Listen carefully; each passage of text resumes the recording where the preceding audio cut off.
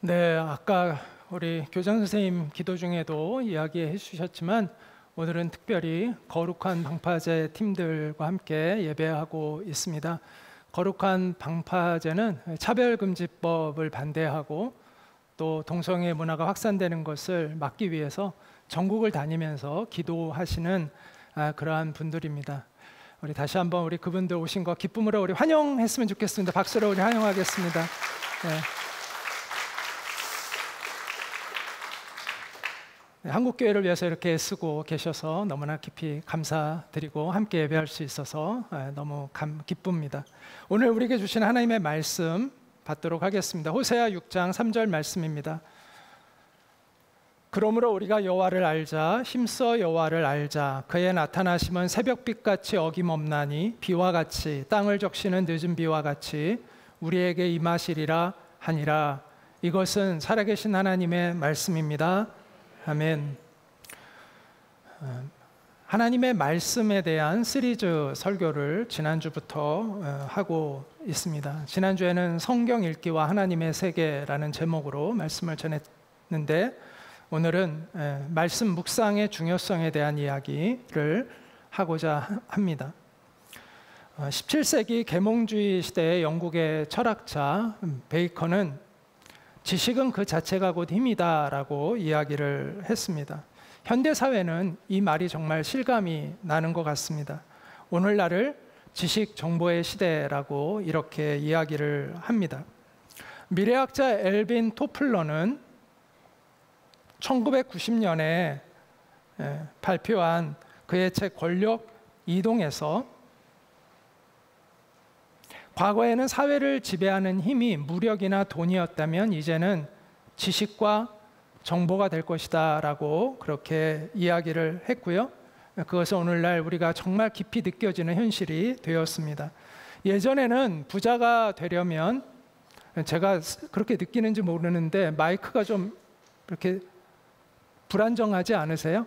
약간 그렇죠. 왜 그런지 모르겠는데 혹시 이게 문제가 되면 제가 핸드마이크를 쓰는 게 좋을 것 같은데 판단을 하셔서 저한테 좀 알려주시면 좋겠습니다. 만약 계속 불안정하면 핸드마이크로 제가 사용을 하도록 하겠습니다. 예전에는 부자가 되려면 재산이 많아야 했어요. 또 땅이 재산이었죠. 그러나 지금은 그렇지 않습니다. 오늘날 가장 빠르게 돈을 많이 벌 수 있는 사람은 남들이 가지지 못한 정보와 지식을 독점해서 그것을 활용하는 사람들입니다. 빌 게이츠가 바로 대표적으로 그렇게 해서 돈을 번 사람이죠. 그는 재산이 있었습니까? 땅이 있었습니까? 그가 가진 것은 지식뿐이었습니다. 그 지식이 그를 세계 최고의 갑부로 만들었습니다. 그리고 마이크로소프트 회사는 지금도 그 지식을 독점하기 위해 애쓰고 있습니다. 왜냐하면 그것이 그들의 경제적인 부를 창출하는 그러한 힘이 되고 있는 것을 알고 있기 때문입니다. 오늘날 대표적인 미국의 기업들, 아마존이라든지 애플이라든지 또 구글, 알파벳이라고 하죠. 라든지 페이스북을 가진 메타, 엔비디아, 테슬라 다 마찬가지예요. 그들은 지식 정보력으로 시장을 독점하고 있습니다. 경제력뿐만 아니라 군사력까지도 지식과 정보의 흠에 의존합니다. 그래서 옛날에는 얼마나 무기가 많았느냐, 얼마나 군사력, 그러니까 그 군대가 많았느냐가 그 힘을 나타내는 거였지만 지금은 얼마나 최첨단 무기를 갖추었느냐가 핵심입니다. 인공위성을 통해서 분석하고 실시간으로 적의 동태를 파악하고 마이크로칩이 담긴 그러한 최첨단 무기로 정확하게 정밀 타격을 하는 그러한 시대에 우리가 있는 것이죠. 우크라이나가 러시아와 이번에 전쟁에서 버틸 수 있었던 것은 미국의 정보력 때문입니다. 우크라이나는 군사력 20이고요. 러시아는 2위입니다. 군사력이 비교가 되지 않습니다. 전력으로만 보면 며칠 만에 우크라이나는 러시아에게 점령당할 거라고 그렇게 예상을 했습니다. 그러나 그렇게 되지 않은 이유는 미국이 우크라이나에게 여러 가지 정보를 제공했기 때문입니다. 정찰 위성을 통해서 또 통신 감청을 통해서 러시아군의 정보를, 그 동태를 아주 세밀하게 알려주었기 때문입니다. 그래서 러시아의 이동 경로라든지 군의 이동 경로라든지 병력 배치, 작전 계획 등이 노출되고 그 결과 러시아의 뜻대로 전황이 흘러가지 않게 된 것이죠.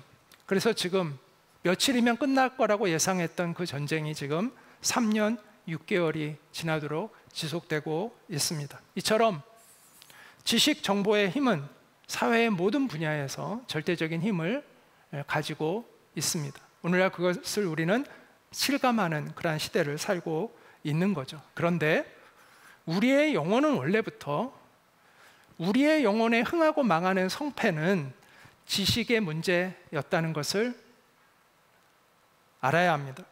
이스라엘은 하나님께서 모든 인류에게 영적인 가르침을 주기 위해 선택한 그러한 민족입니다. 그런데 이스라엘 민족이 패망했던 이유를 하나님은 이렇게 말씀하셨습니다. 같이 읽겠습니다. 시작.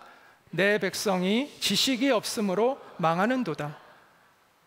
이스라엘 백성이 망한 이유는 지식이 없어서 망했다라고 이야기하고 있다라는 것이죠. 여기서 말하는 지식은 물론 우리가 흔히 말하는 지식과는 다른 종류의 지식을 의미합니다.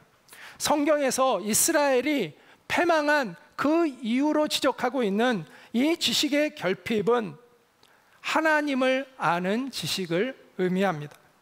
그래서 호세아 4장 1절부터 3절에 보면 이렇게 말씀하죠. 이스라엘 자손들아 여호와의 말씀을 들으라.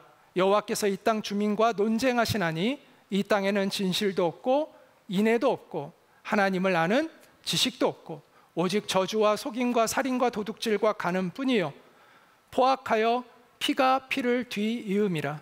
그러므로 이 땅이 슬퍼하며 거기 사는 자와 들짐승과 공중에 나는 새가 다 쇠잔할 것이요 바다의 고기도 없어지리라.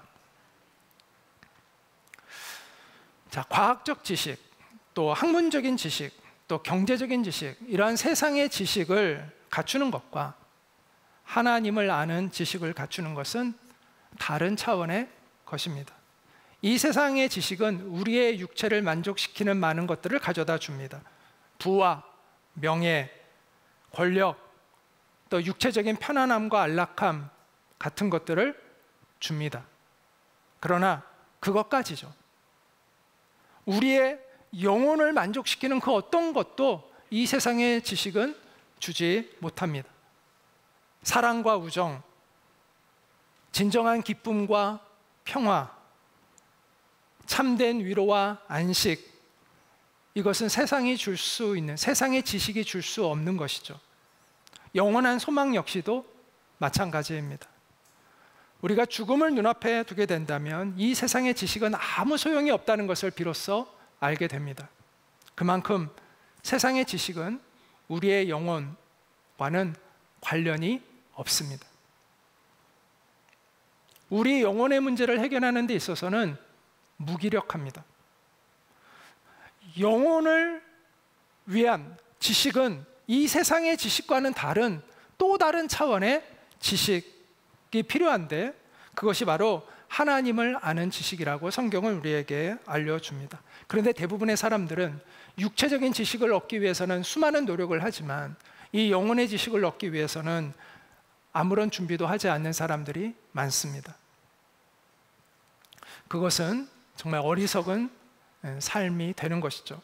우리가 정말 영적인 존재라는 것을 믿는다면, 그래서 우리의 인생이 이 땅에서 끝나는 것이 아니라 주님 앞에서 계산될 것을 우리가 정말 믿는다면 우리는 세상 사람들과는 다른 관점으로 우리의 인생을 바라보아야 합니다.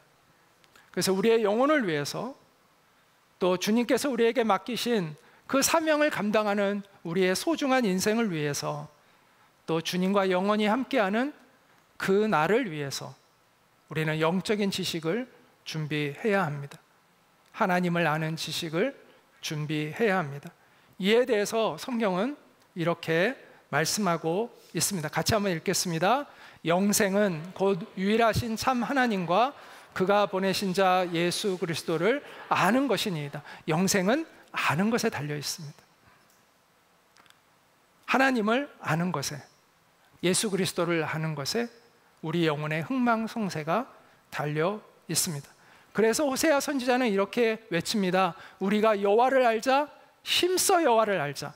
그의 나타나심은 새벽빛같이 어김없나니 비와 같이 땅을 적시는 늦은 비와 같이 우리에게 임하시리라. 자, 그러면 우리는 어떻게 하나님을 힘써 알아갈 수 있습니까? 그거에 대한 대답을 하기 위해서는 하나님에 대해서 아는 것과 하나님을 아는 것은 다르다는 것을 알아야 합니다. 하나님에 대해서 아는 것은 머리로 아는 것이지만 하나님을 아는 것은 인격적인 관계에서 아는 것이죠. 그러므로 성경이 말씀하고 있는 하나님을 아는 지식은 머리로 아는 것을 의미하는 것이 아니라 인격적으로, 경험적으로, 마음으로 친밀하게 아는 것을 의미합니다. 여호와를 알자라고 할 때 이 알자는 야다라는 이 히브리어인데 이 말은요 부부관계에서도 쓰입니다. 경험하다, 관계하다, 누구를 아주 깊이 안다라는 뜻이 있습니다. 따라서 야다는 머리로 아는 것이 아니라 마음으로 깊은 관계 속에서, 인격적인 교감 속에서 서로를 아주 깊이 아는 것을 의미합니다. 자, 그러면 우리가 본래의 질문으로 다시 돌아가서 우리는 어떻게 하나님을 알 수 있습니까? 어떻게 우리는 힘써 하나님을 알아갈 수 있습니까? 어떻게 우리는 하나님을 인격적으로 만나서 알아갈 수 있습니까? 자, 우리가 알기 위해서는 자주 만나야 되잖아요. 우리가 서로 알려면 저와 여러분이 자주 만나서 이야기를 해야 정말 친해질 수 있잖아요. 그게 정말 아는 것이죠. 대답은 쉬워요. 그래서 하나님을 어떻게 우리가 알 수 있느냐? 하나님을 자주 만나면 돼요. 하나님과 자주 만나서 자주 대화하고 친해지면 알게 돼요. 간혹 누구는 환상으로 하나님을 만난다는 사람이 있습니다. 또 누구는 또 하나님의 음성을 귀로 들은 적이 있다고도 말합니다. 그런데 이런 경우는 일생에 어쩌다 한두 번 일어나는 일이지 그 사람들이 계속 그런 게 아니에요. 자, 그럼 우리는 그런 고민을 하게 됩니다. 그럼 나는 그런 경험을 한 번도 하지 않아요. 저도 그런 경험이 없어요. 그러면 우리는 어떻게 하나님을 만날 수 있을까? 이런 고민을 하게 됩니다. 사람들이 그걸 잘 이해를 못해요. 하나님이 어떻게 눈에 보이지 않는 하나님을 어떻게 내가 만날 수 있어요? 이러한 이야기를 많이 합니다.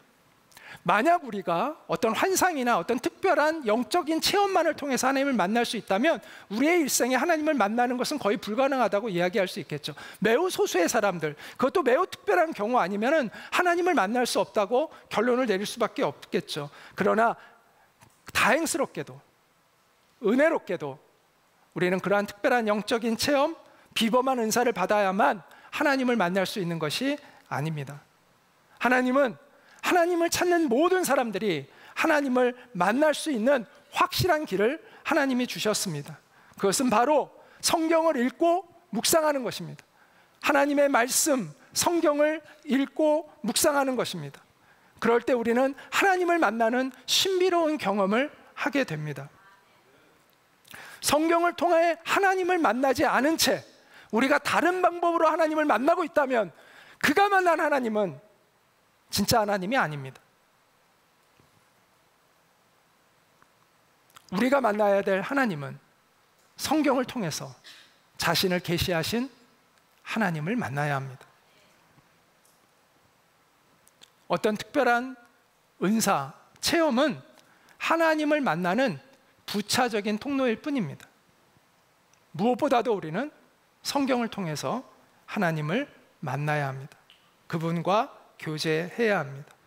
그것이야말로 하나님을 만나는 가장 확실하고 안전하고 분명한 길입니다. 우리가 성경을 깊이 묵상하면 어떻게 우리가 하나님을 만나는 경험을 할 수 있는가요? 그것은 바로 성령의 역사하심 때문입니다. 자, 이런 놀라운 신비가 우리가 성경을 읽을 때 나타납니다. 우리가 하나님께 끊임없이 감사함은 너희가 우리에게 들은 바 하나님의 말씀을 받을 때 사람의 말로 받지 않고 하나님의 말씀으로 받으니, 아, 이게 하나님의 말씀이야, 그렇게 깨달아지고 느껴진다는 거예요. 사람의 말이 아니라 이걸 하나님의 말씀이야 라는 것이 느껴진다는 거예요. 이 말씀은 또한 너희 믿는 자 가운데서 뭐 한다고요? 역사한다는, 움직인다는 거예요. 살아서 역사한다는 거예요. 어떻게 이게 가능하다고요? 우리 안에 성령께서 계시기 때문에 가능한 것입니다. 하나님을 믿지 않는 사람들도 성경을 읽으면서 교훈, 깨달음은 느낄 수 있어요. 아, 이 말씀 우리 인생에 도움이 되네. 아, 이 말씀은 기억하면 지혜로워질 수 있네. 그러나 하나님을 만나지는 못합니다. 왜냐하면 그들의 마음에는 성령님이 계시지 않기 때문입니다. 그냥 지식적으로, 그냥 충고 정도로, 교양으로 성경을 읽지만 성경을 통해서 하나님을 경험하는 사람들은 하나님을 믿는 사람들이라는 거예요. 그것이 가능한 이유는 그 사람 안에 누가 있기 때문이라고요? 성령 하나님이 계시기 때문입니다. 그래서 예수님의 제자들에게 이렇게 얘기한 거예요. 내가 아버지께 구하겠으니 그가 또 다른 보혜사를 너희에게 주사. 또 다른 보혜사는 성령님을 얘기하는 거예요. 자, 예수님이 지금 제자들 옆에 보혜사처럼 계세요. 보혜사는 옆에서 돕는 사람이라는 뜻이에요. 근데 나 외에 또 다른 보혜사를 보내주신다는 거예요. 영원토록 너희와 함께 있게 하리니 그는 진리의 영이라. 하나님의 진리를 우리에게 가르쳐주는 영이라는 거예요. 세상은 능히 그를 받지 못하나니 이는 그를 보지도 못하고 알지도 못함이라. 그러나 너희는, 예수님을 믿는 너희는 그를 아나니 그는 너희와 함께 거하시며 너희 속에 계시겠습니다. 보혜사, 곧 아버지께서 내 이름으로 보내실 성령, 그가 너희에게 모든 것을 가르치고 내가 너희에게 말한 모든 것을 생각나게 하리라. 따라서 우리가 성경을 읽는 목적은 단순히 교양이나 교훈을 쌓기 위한 것이 아닙니다. 하나님을 만나기 위한 것입니다. 그래서 하나님의 뜻을 구하고 하나님의 말씀에 순종하려는 마음으로 내가 성령을 의지해서 성경을 읽을 때는 그 순간이 바로 하나님과의 만남의 시간이라는 의식이 우리 가운데 필요합니다. 말씀을 통해서 여러분, 하나님과의 인격적인 교통을 해보신 경험이 있습니까? 하나님의 말씀 앞에서 내 죄악이 드러나서 애통하며 눈물을 흘린 적이 있습니까? 하나님의 말씀으로 나의 이기적인 자아가 드러나서 그 앞에서 눈물을 흘리고 또 하나님이 주시는 새로운 마음을 받은 적이 있습니까? 하나님의 말씀으로 인해서 두려움에 갇혀있던 내가 용기를 얻고 세상을 살아갈 새 힘을 공급받은 적이 있습니까? 그렇다면 여러분은 이 말씀이 무엇을 의미하는지 알 겁니다. 하나님의 말씀은 살았고 운동력이 있어. 좌우에 날선 어떤 검보다도 예리하여 홍과 영과 및 관절과 골수를 찔러 쪼개기까지 하며 또 마음의 생각과 뜻을 감찰하나니. 하나님의 말씀은 살아 움직입니다. 다시 한번 이야기합니다. 우리가 성경을 묵상하는 것은 하나님과의 실제적인 만남을 갖는 것입니다. 제가 미국에서 조지아주에서 어학연수를 하고 있을 때 만났던 그 조지아 주립대학교에 교수님이 있었어요. 한국인 교수님, 송 교수님이라고 우리가 이야기를 보통 했는데, 그분이 하나님을 만난 이야기를 들려줬는데 매우 인상적이었어요. 그분은 어렸을 때부터 교회를 다녔어요. 그런데 하나님을 인격적으로 만나지 못했다고 합니다. 그래서 늘 마음에 갈등이 있었대요. 그래서 내가 한번 성경을 한번 제대로 좀 한번 읽어봐야 되겠다라는 마음이 들어서 밤에 이제 성경을 읽기 시작했다고 합니다. 그러던 어느 날 이분이 너무 흥분이 돼가지고 옆에 새벽에 잠자고 있는 와이프를 막 깨웠어요. 여보, 빨리 일어나. 하나님이 살아계시대. 하나님이 살아계시대. 막 이런 거예요. 그 와이프가 얼마나 짜증이 났겠어요. 그래서 남편 너무 기가 막혀가지고, 아니 그럼 하나님이 살아계시지 안 살아계세요? 라고 하면서 화내고 잤대요. 그날 그분에게는 평소에도 하나님이 살아계시다는 게 그분에게 머리로는 알죠.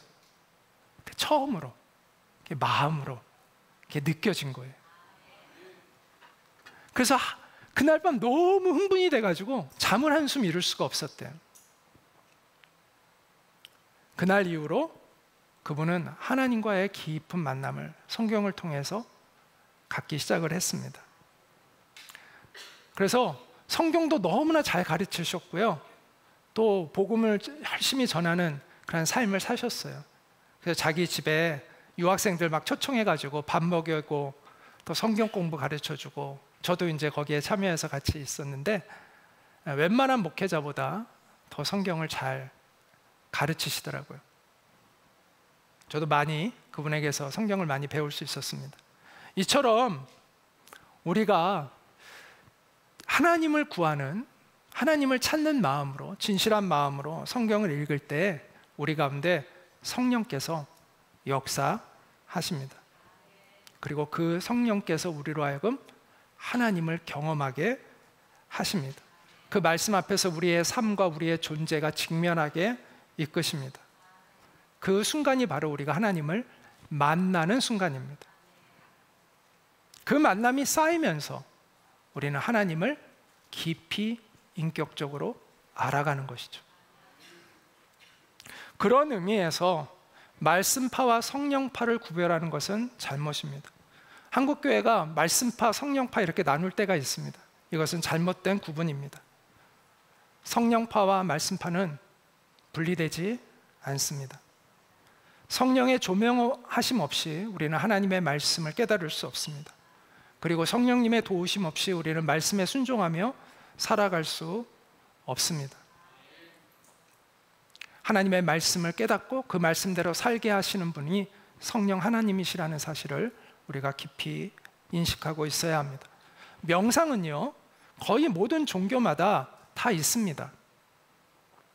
불교에서는 참선이라고 하고요, 힌두교에서는 초월 명상이라고 하고요, 중국의 그 도교에서는 가만히 앉아서 이렇게 명상을 하는 것을 정공수련이라고 합니다. 태국권 같은 거는 동공수련이라고, 움직이면서 하는 수련이라고 하고, 가만히 앉아서 이렇게 이렇게 가부좌로 앉아가지고 단전에 힘을 주면서 이렇게 호흡을 가다듬으면서 하는 것을 정공수련이라고 하는데, 그것도 이제 명상이에요. 근데 기독교에서는 이것을 묵상이라고 합니다.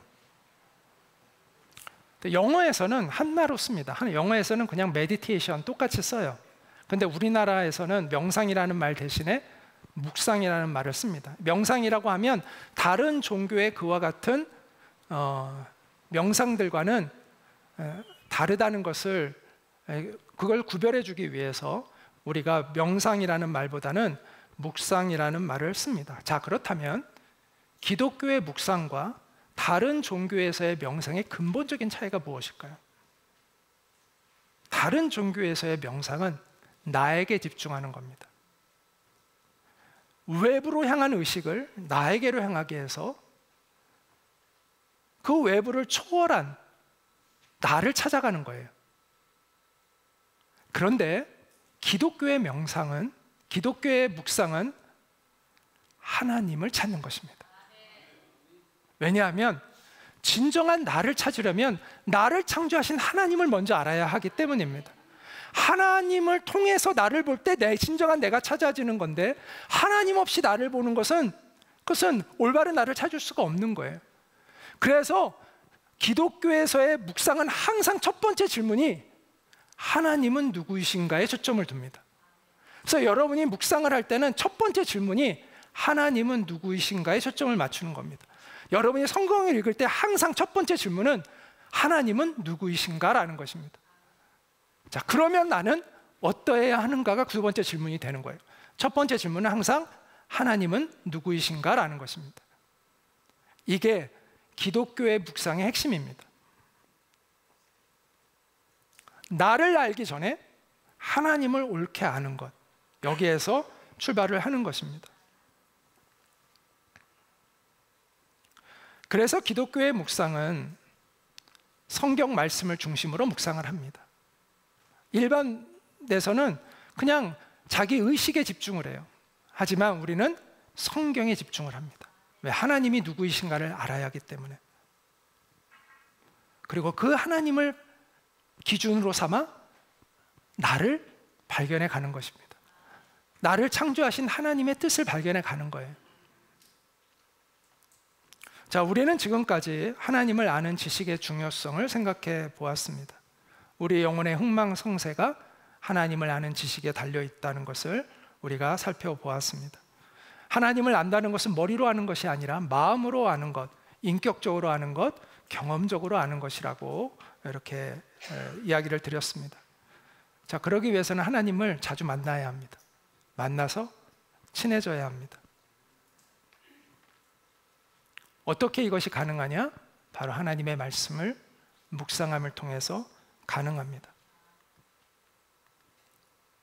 성경을 묵상할 때 우리 안에 계신 성령님이 우리 가운데 일하고 계시기 때문에, 역사하시기 때문입니다. 하나님의 말씀을 통해서 우리 가운데 하나님을 드러내시고 우리를 하나님께로 이끌어가기 때문입니다.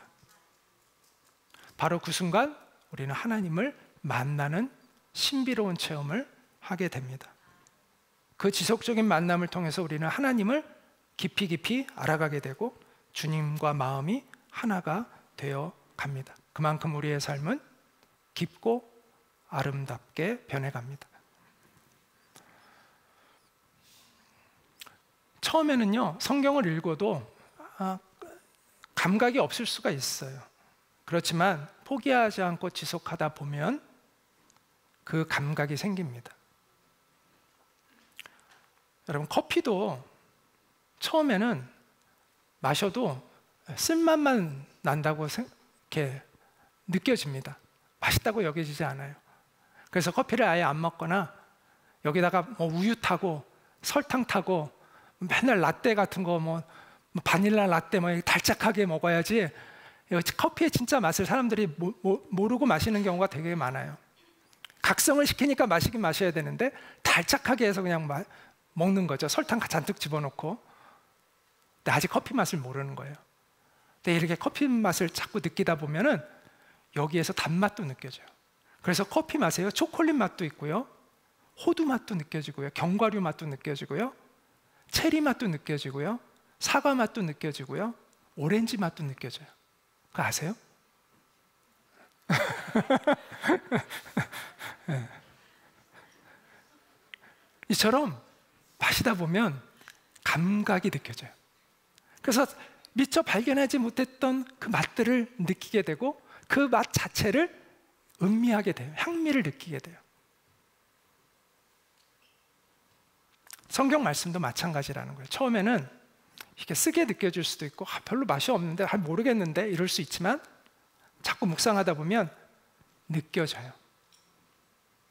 그래서 시편 119편을 쓴 시인은 이런 고백을 합니다. 같이 한번 읽어볼까요? 시작. 주의 말씀의 맛이 내게 어찌 그리 단지요 내 입에 꿀보다 더 단이이다. 이런 고백을 하게 됩니다.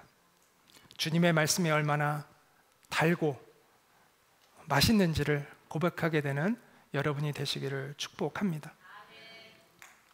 이 땅에서의 삶은 한순간입니다. 그리고 우리는 머지않아 주님 앞에 다 서게 될 것입니다. 그때 주님은 우리에게 무엇을 물으실까요? 너는 얼마나 이 세상에서 많은 지식을 쌓았느냐? 또 너는 얼마나 많은 업적을 성취했느냐라고 묻지 않으실 겁니다. 주님은 우리에게 너는 나를 알았느냐? 라고 물으실 거예요. 그 질문 앞에서 여러분은 어떤 대답을 준비하고 있습니까? 제가 주님을 알았습니다. 제가 주님을 마음으로 알았습니다. 라고 대답할 수 있기를 축복합니다. 매일 주님과의 그 만남을 사모하십시오. 그 마음을 가지고, 그런 마음을 가지고 여러분 성경을 읽으십시오. 성령님의 도우심을 구하면서 성령님, 내가 이 성경을 통해서 하나님을 찾습니다. 하나님을 만나고 싶습니다. 도와주세요. 라는 마음으로 성경을 읽으시기 바랍니다. 그러면 성령님께서 우리 가운데 일하세요. 역사하세요. 그래서 우리로 하여금 주님과의 그 신비로운 만남으로 우리를 안내해 가실 것입니다.